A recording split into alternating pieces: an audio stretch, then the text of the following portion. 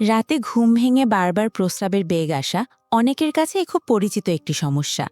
বিশেষ করে ৪০ বছর বয়সের পর এই সমস্যাটা হঠাৎ করেই যেন বেশি চোখে পড়তে শুরু করে। আগে যেখানে টানা ৬-৭ ঘন্টা ঘুম হতো, এখন সেখানে ২ বা ৩ বার ঘুম ভেঙে বাথরুমে যেতে হয়।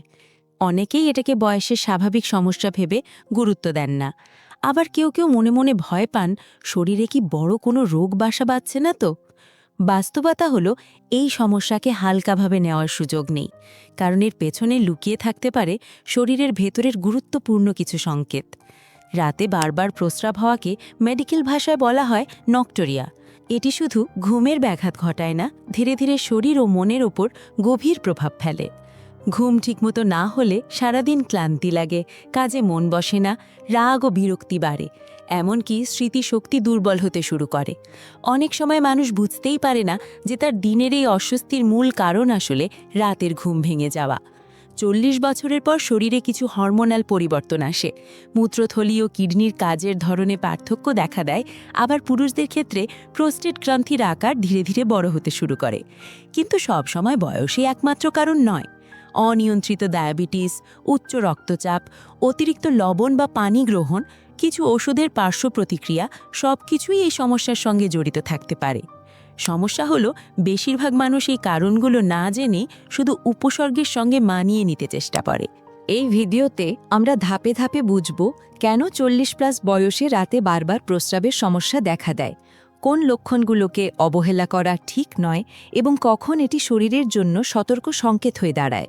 কারণ যত আগে সমস্যার মূল কারণ ধরা যায়, তত সহজ হয় সেটার সমাধান করা। আজকের আলোচনা শুধু তথ্য জানার জন্য নয়, বরং নিজের শরীরকে বোঝার জন্যও গুরুত্বপূর্ণ।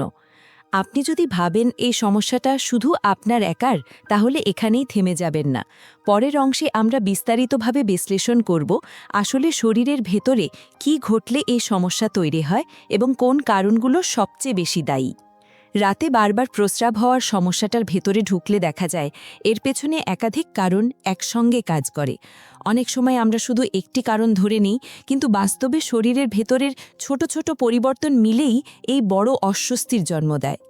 ৪০ বছরের পর কিডনি রাতে প্রস্রাবের পরিমাণ কমিয়ে রাখার ক্ষমতা ধীরে ধীরে হারাতে শুরু করে। ফলে দিনে যেমন প্রস্রাব তৈরি হয়, রাতেও প্রায় একই হারে হতে থাকে। এর ফলে ঘুমের মাঝেই বারবার মূত্রথলি ভরে যায় এবং বেগ তৈরি হয়। পুরুষদের ক্ষেত্রে আরেকটি গুরুত্বপূর্ণ কারণ হলো প্রস্টেট গ্রন্থি বড় হয়ে যাওয়া। বয়স বাড়ার সঙ্গে সঙ্গে এই গ্রন্থি ধীরে ধীরে ফুলে ওঠে এবং মূত্রনালীর ওপর চাপ সৃষ্টি করে। এতে করে মূত্রথলি পুরোপুরি খালি হতে পারে না। দিনের বেলায় এটা তেমন বোঝা না গেলেও রাতে শুয়ে থাকার সময় এই চাপ বেশি অনুভূত হয়। তাই অল্প অল্প প্রস্রাব বারবার হওয়ার প্রবণতা দেখা দেয়। অনেকে এটাকে স্বাভাবিক ভেবে এড়িয়ে যান, কিন্তু দীর্ঘদিন ফেলে রাখলে সমস্যায় আরও জটিল হতে পারে। ডায়াবেটিস আর উচ্চ রক্তচাপও এই সমস্যার বড় কারণ।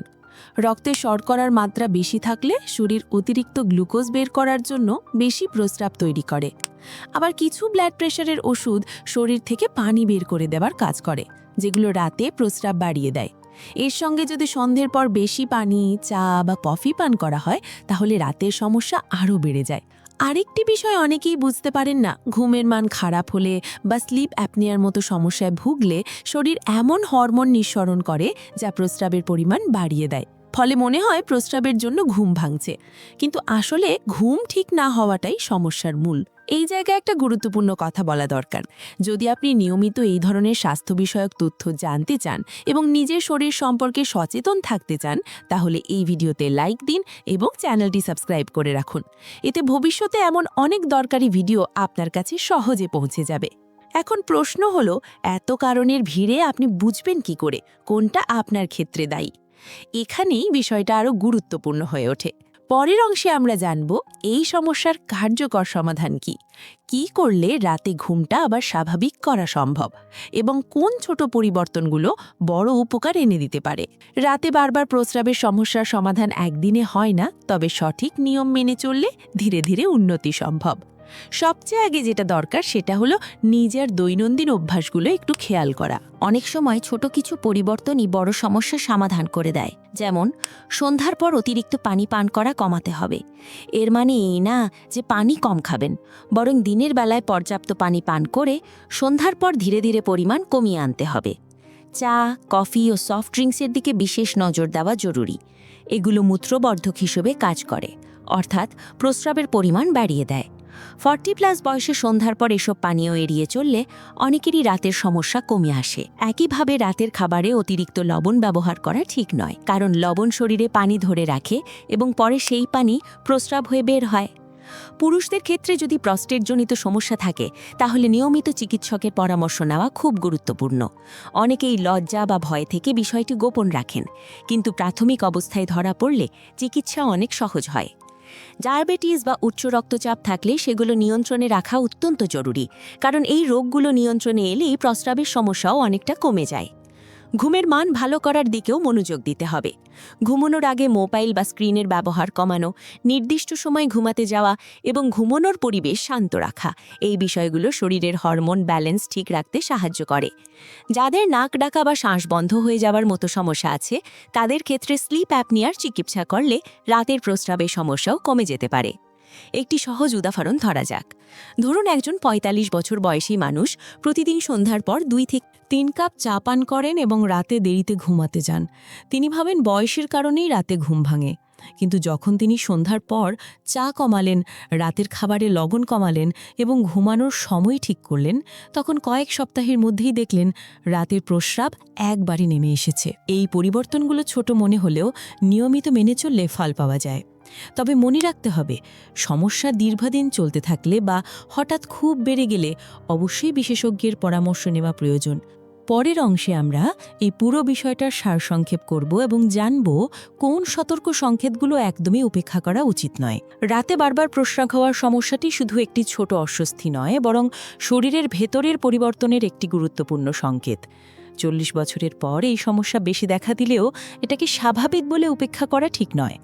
আজকের আলোচনায় আমরা বুঝেছি বয়সজনিত পরিবর্তন, প্রোস্টেটের সমস্যা, ডায়াবেটিস, উচ্চ রক্তচাপ, ভুল খাদ্যাভ্যাস এবং ঘুমের মান খারাপ হওয়া সব মিলিয়েই এই সমস্যার সৃষ্টি হতে পারে। অর্থাৎ সমস্যাটা একক নয়, বরং জীবনযাপনের সঙ্গে গভীরভাবে যুক্ত। সবচেয়ে ভালো দিক হল সঠিক সময়ে সচেতন হলে এবং কিছু অভ্যাস বদলালে বেশিরভাগ ক্ষেত্রেই এই সমস্যার উন্নতি সম্ভব। দিনের বেলায় পর্যাপ্ত পানি পান করা, সন্ধ্যের পর চা, কফি ও অতিরিক্ত পানি এড়িয়ে চলা, রাতের খাবারে লবণ কমানো এবং ঘুমের নিয়ম ঠিক রাখা, এই সহজ পদক্ষেপগুলো অনেক উপকার করতে পারে। পাশাপাশি যাদের দীর্ঘদিনের রোগ আছে, যেমন ডায়াবেটিস বা রক্তচাপ, তাদের অবশ্যই নিয়মিত চিকিৎসকের পরামর্শ অনুযায়ী চিকিৎসা চালিয়ে যেতে হবে। তবে কিছু সতর্ক সংকেত আছে যেগুলো একদমই অবহেলা করা উচিত নয়, যেমন প্রস্রাবের সময় জ্বালা বা ব্যথা, রক্ত দেখা, খুব অল্প প্রস্রাব বারবার হওয়া, হঠাৎ ওজন কমে যাওয়া বা রাতের প্রস্রাবের সংখ্যা দ্রুত বেড়ে যাওয়া। এসব লক্ষণ দেখা দিলে দেরি না করে দ্রুত ডাক্তারের কাছে যেতে হবে, কারণ এসব ক্ষেত্রে সাধারণ সমস্যার পাশাপাশি অন্য জটিল রোগও থাকতে পারে। মনে রাখবেন, ভালো ঘুম শুধু আরামের জন্য নয়, এটি শরীর ও মনের সুস্থতার জন্য অত্যন্ত জরুরি। রাতের ঘুম ঠিক হলে দিনের কর্মক্ষমতা বাড়ে, মন ভালো থাকে এবং শরীরের রোগ প্রতিরোধ ক্ষমতাও শক্ত হয়। তাই এই সমস্যাটাকে লুকিয়ে না রেখে, ভয় না পেয়ে সচেতনভাবে মোকাবিলা করাই সবচেয়ে বুদ্ধিমানের কাজ। আপনি যদি এই ভিডিও থেকে উপকার পেয়ে থাকেন, তাহলে ভিডিওটি লাইক দিন এবং চ্যানেলটি সাবস্ক্রাইব করুন। এতে ভবিষ্যতে এমন আরও গুরুত্বপূর্ণ স্বাস্থ্য বিষয়ক আলোচনা আপনার কাছে সহজে পৌঁছাবে। নিজের শরীরকে বোঝা এবং যত্ন নেওয়াই দীর্ঘদিন সুস্থ থাকার সবচেয়ে বড় চাবিকাঠি।